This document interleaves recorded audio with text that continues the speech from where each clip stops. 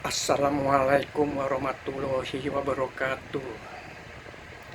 Para pemirsa yang berbahagia, yang dirahmati oleh Allah Subhanahu wa Ta'ala. Saya kenalkan, nama saya Go Ingbo, seorang mualaf. Asal agama saya Buddha Maitreya. Masuk Islam, istri saya Jamiatun, tambahkan di depan nama saya Muhammad. Jadi lengkapnya nama saya Muhammad Go Ingbo. Saya bisa tampil di sini adalah ingin membagikan apa yang saya ketahui dan saya baca di kitab suci Buddha Maitreya yang aslinya berbahasa Mandarin. Saya akan jelaskan dalam bahasa Indonesia, yaitu mengenai 5 agama, 1 hakikat. 5 agama ini diciptakan oleh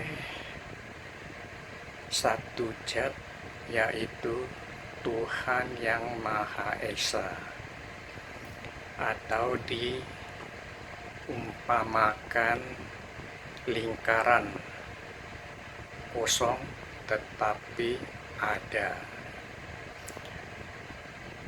Di langit lapisan yang ke-33 ke atas adalah tempat bersemayamnya Tuhan yang Maha Esa.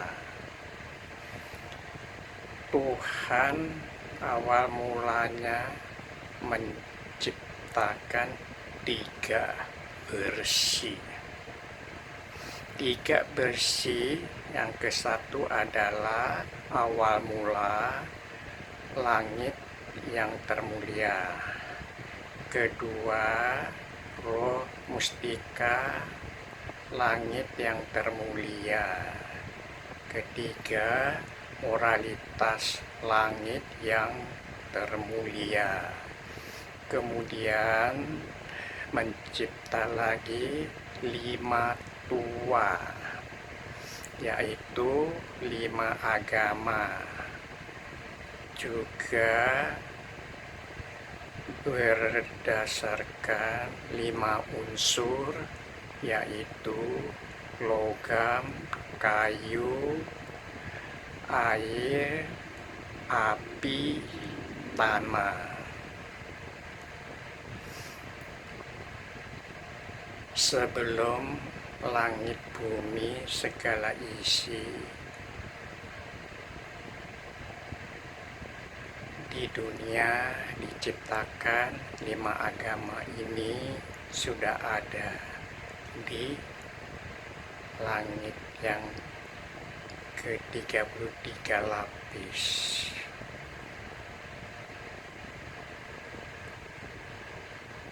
Kemudian 5 agama ini diturunkan di dunia, yaitu agama Tao dan Konghucu diturunkan di Tiongkok. Agama Buddha diturunkan di India. Agama Kristen dan Islam diturunkan di Arab. 5 agama ini ibarat pohon yang mempunyai 5 cabang, yaitu 5 agama.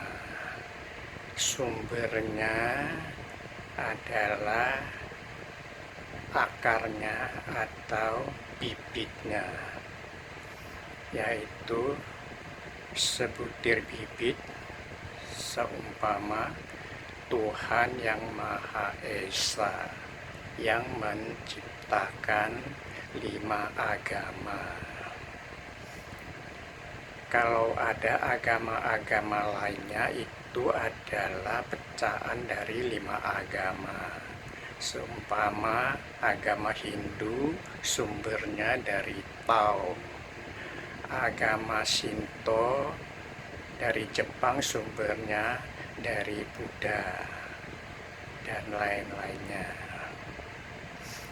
5 agama tersebut lama-kelamaan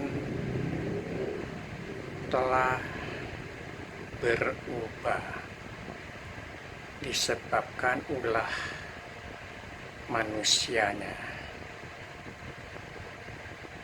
Jadi di dalam kitab suci ada berubah sebagian. Jadi manusia yang mempelajari kitab suci dari 5 agama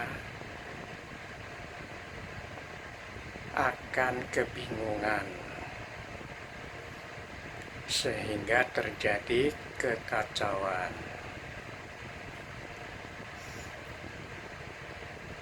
5 agama tersebut diumpamakan gajah.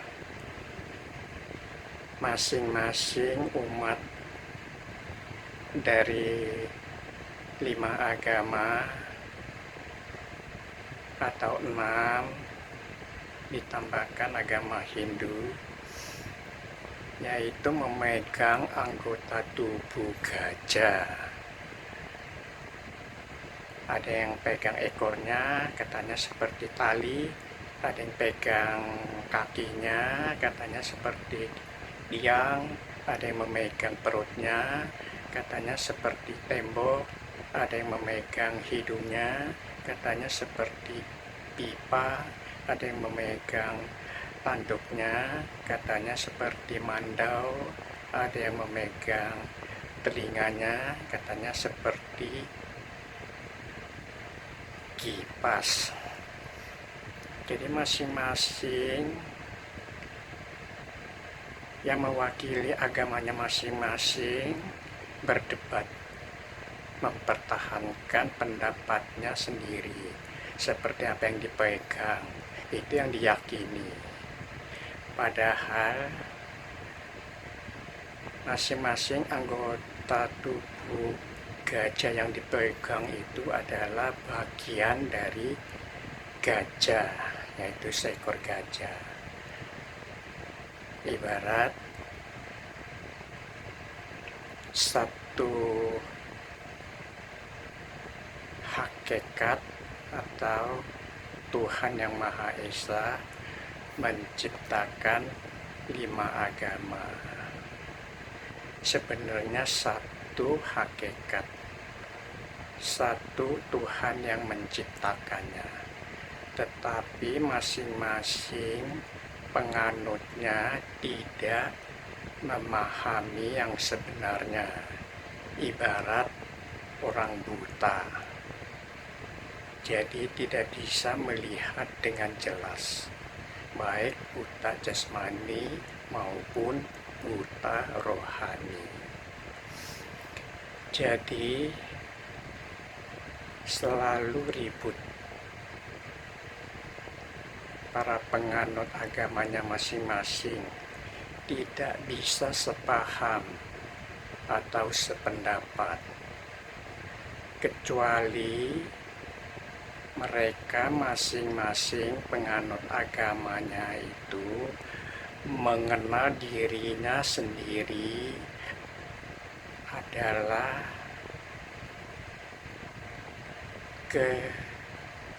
kesucian di dalam dirinya ada, tetapi tidak disadari. Kesucian di dalam dirinya itu adalah anugerah dari Tuhan yang Maha Esa. Tidak disadari dirinya yang sejati itu apa. Saya kasih satu contoh saja, yaitu diciptakannya manusia pertama, yaitu Adam. Adam diciptakan oleh Tuhan Yang Maha Esa, dikatakan oleh Tuhan sewaktu menciptakan Adam, itu ada di kitab suci Kristen. Ambil contoh dari kitab suci Kristen. Sewaktu Adam mau diciptakan, Tuhan Yang Maha Esa berkata, kami akan menciptakan manusia serupa dengan gambar dan rupa kami, yaitu lingkaran titik yang ada di belakang saya itu. Lingkaran titik artinya lingkaran kosong yang tidak kelihatan itu adalah Tuhan Yang Maha Esa, kemudian menciptakan manusia dari tanah, yaitu yang kelihatan itu adalah jasmaninya Adam, dan rohaninya ada di dalam tubuhnya Adam. Ini satu contoh ya. Satu orang manusia diciptakan oleh Tuhan Yang Maha Esa sama dengan semua manusia yang di atas muka bumi ini, atau seluruh umat manusia yang diciptakan sama dengan menciptakan Adam. Jadi yang dimiliki oleh Adam sama dengan sekarang ini seluruh umat manusia di dunia yang kurang lebihnya berjumlah 7,3 miliar. Itu sama mempunyai roh suci yang dihembuskan napas Tuhan Yang Maha Esa ke hidungnya Adam. Pada saat Adam mulanya diciptakan, rohnya suci, seperti gambar yang di belakang saya, lingkaran saja tapi kosong. Itu artinya rohnya suci, tidak ada noda, tidak ada dosa.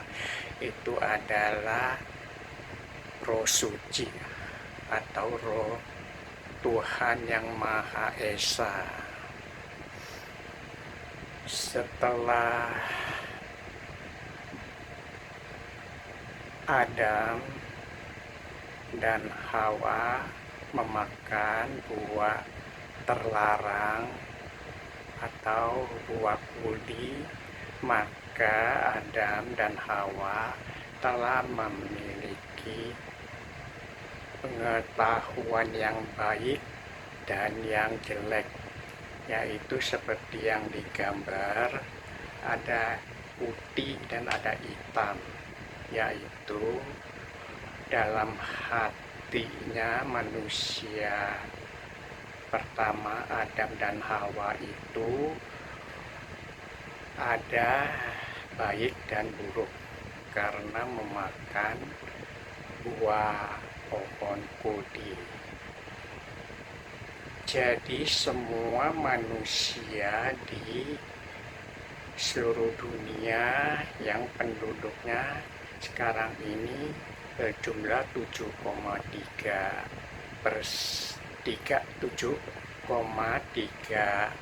miliar kurang lebihnya itu telah mempunyai hati yang baik dan buruk yang diwariskan dari Adam dan Hawa, atau yang dicontohkan Adam dan Hawa. Karena manusia pertama diberi roh suci oleh Tuhan Yang Maha Esa, kemudian melanggar perintah Tuhan Yang Maha Esa, sehingga rohnya itu mempunyai pengetahuan baik dan buruk. Jadi semua manusia hatinya mempunyai pengetahuan yang baik dan buruk. Kalau keadaan semacam ini, manusia tersebut susah untuk kembali ke sisi Tuhan Yang Maha Esa atau kembali ke surga. Manusia harus sucikan hatinya terlebih dahulu, baru bisa kembali ke surga. Yaitu hatinya harus seperti gambar yang keempat di belakang saya itu, yaitu hati yang putih, yang suci, bagaikan kain putih atau awan putih bersihnya. Kalau rohnya sudah bisa demikian, baru bisa rohnya kembali ke surga, hidup kekal abadi. Tetapi kalau manusia tidak bisa membersihkan hatinya yang setengah suci setengah kotor itu, malah hatinya semakin kotor, bagaikan gambar yang kelima di belakang saya itu. Hatinya hitam, artinya orang tersebut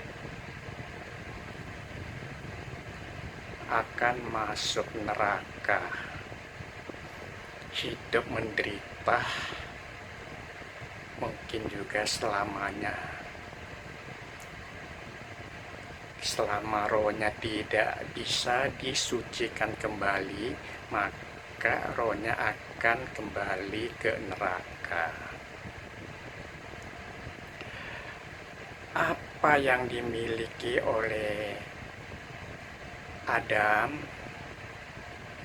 sebelum memakan buah pohon kudi, roh Adam itu adalah suci,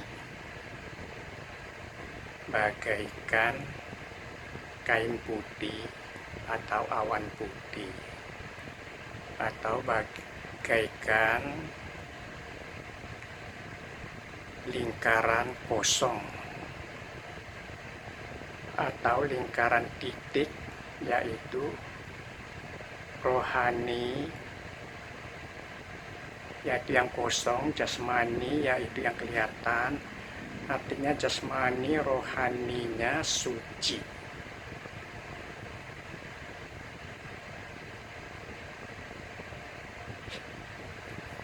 Sama sucinya seperti 5 nabi dari 5 agama, seperti Nabi Lao Tzu, Nabi Konghucu, Nabi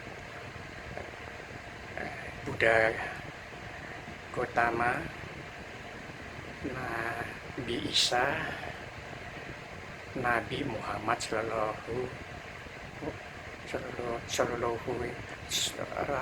Nabi Muhammad Sallallahu Alaihi Wasallam. seperti Yesus, rohnya sudah suci 100%. Kalau Buddha Gautama masih harus bertapa untuk mensucikan hati nuraninya kembali 100% suci. Atau Nabi Muhammad bertapa di Goa Hiro selama 15 tahun. Setelah hatinya suci baru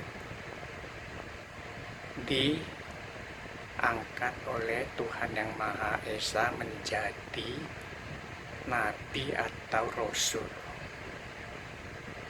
Buddha Gautama selama 6 tahun bertapa, kemudian hatinya telah mencapai kesucian sempurna, kemudian baru diangkat Tuhan Yang Maha Esa menjadi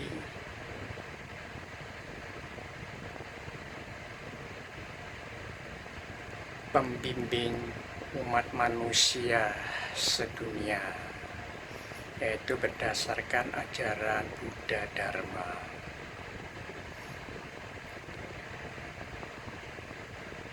Beda dengan manusia biasa, dengan nabi, karena nabi rohaninya telah suci, sedangkan manusia belum.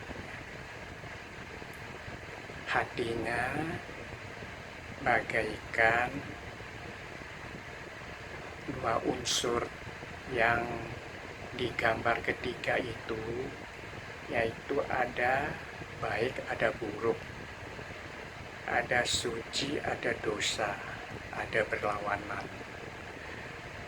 Nah, supaya manusia yang hidup di dunia sementara ini paling lama kurang lebih 100 tahun. Tetapi kalau manusia bisa mensucikan hatinya kembali suci murni, maka setelah meninggal rohnya akan bisa kembali ke surga untuk hidup kekal abadi. Bagaimana mengetahui roh suci yang ada di dalam manusia? Setiap manusia memiliki roh suci tersebut. Karena sudah kotor, maka harus dibersihkan kembali supaya bisa mempunyai hati seperti para nabi dari 5 agama yang disebutkan tadi. Apa itu roh suci di dalam diri manusia, atau mengetahui sejatinya diri manusia itu apa? Yaitu ada tersimpan di kitab suci agama Buddha Maitreya, yaitu saya bacakan di sini. Aslinya bahasa Mandarin.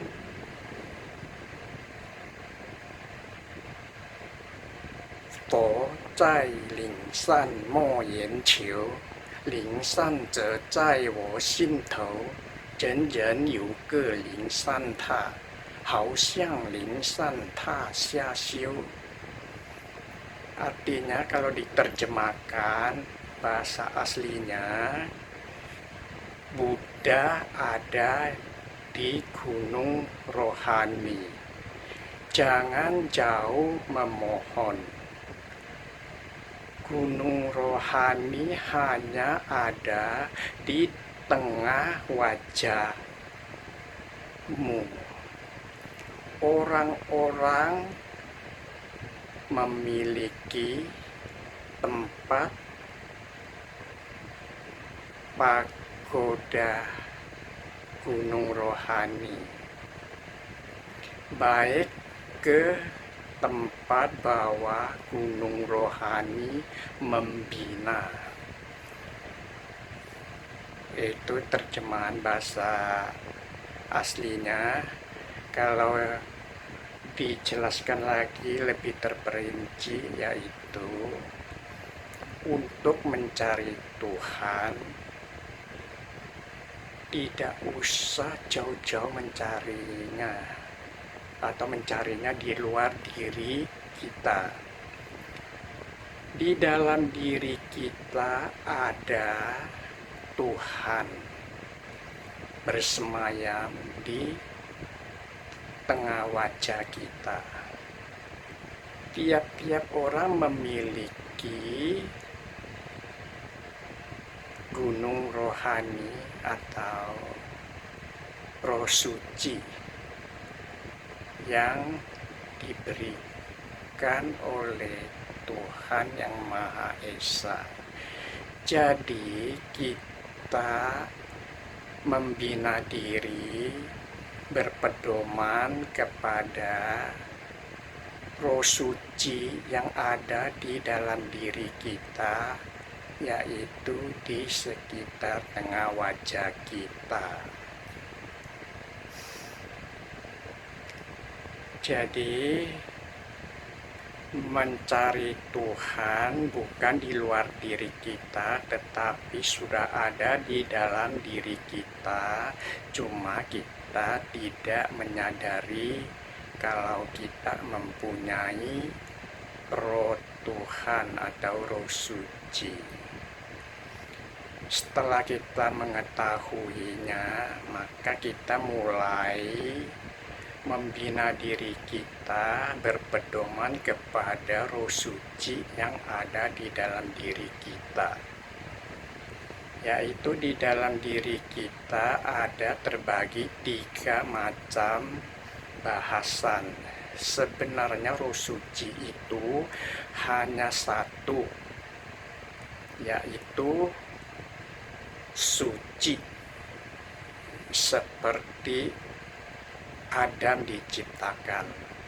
Karena Adam telah melanggar perintah Allah atau Tuhan yang Maha Esa bersama Hawa istrinya, maka manusia tersebut telah berdosa, yaitu mulanya hati Tuhan kosong saja, kemudian menjadi hati manusia, yaitu ada hitam dan putihnya. Nah, kalau bisa mensucikan hatinya, putihnya semakin banyak hingga hitamnya tidak ada, maka rohnya kembali suci. Setelah meninggal nanti akan bisa kembali ke surga, hidup kekal abadi. Tetapi kalau manusia tidak bisa mensucikan kembali hatinya yang ada kotornya itu, malah bukan bersih, malah semakin kotor, sehingga kotor semua hatinya atau hitam semua hatinya. Kalau terjadi demikian, maka manusia ini akan kembali ke neraka atau akan hidup kekal abadi di neraka, hidup dengan penuh penderitaan. Tetapi kalau bisa membina diri, menghilangkan semuanya yang kotor yang ada di dalam dirinya, sehingga berhasil mencapai kesucian atau kesempurnaan rohaninya, hatinya yang putih bersih, maka setelah meninggal akan kembali ke surga untuk hidup kekal abadi. untuk membahas atau mengetahui lebih panjang lebarnya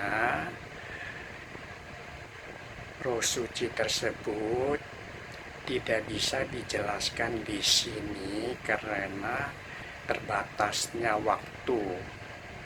Insya Allah di lain waktu akan saya kupas lagi masalah roh suci yang ada di dalam diri kita yang telah kotor itu, caranya bagaimana untuk membersihkannya berdasarkan firman Tuhan yang Maha Esa atau berdasarkan 5 kitab suci yang diturunkan oleh Tuhan yang Maha Esa. Bukan saya yang beri petunjuk, saya hanya membaca, belajar dari kitab suci yang diajarkan oleh Tuhan yang Maha Esa melalui kitab-kitab suci yang diturunkan oleh Tuhan yang Maha Esa ke 5 agama masing-masing, yaitu kitab suci Tao adalah terdiri dari 5.000 huruf atau Tao Te Ching. Kalau Konghucu banyak kitab sucinya, juga ada dari muridnya Konghucu. Kalau Buddha kitab sucinya adalah Tripitaka. Kalau Hindu adalah Weda kitab sucinya. Kalau Kristen adalah Bible atau Alkitab. Kalau Islam kitab sucinya adalah Al-Quran dan hadis Nabi. Sekian dulu saya membahas masalah 5 agama 1 hakikat ini. Kemudian insya Allah saya akan membahas kembali masalah roh suci atau inisiasi sejati dari Tuhan yang Maha Esa. Akhir kata dari saya mau berdoa untuk kita semua, yaitu ya Allah Subhanahu wa Ta'ala, kami semua makhluk ciptaan-Mu memohon, berilah kami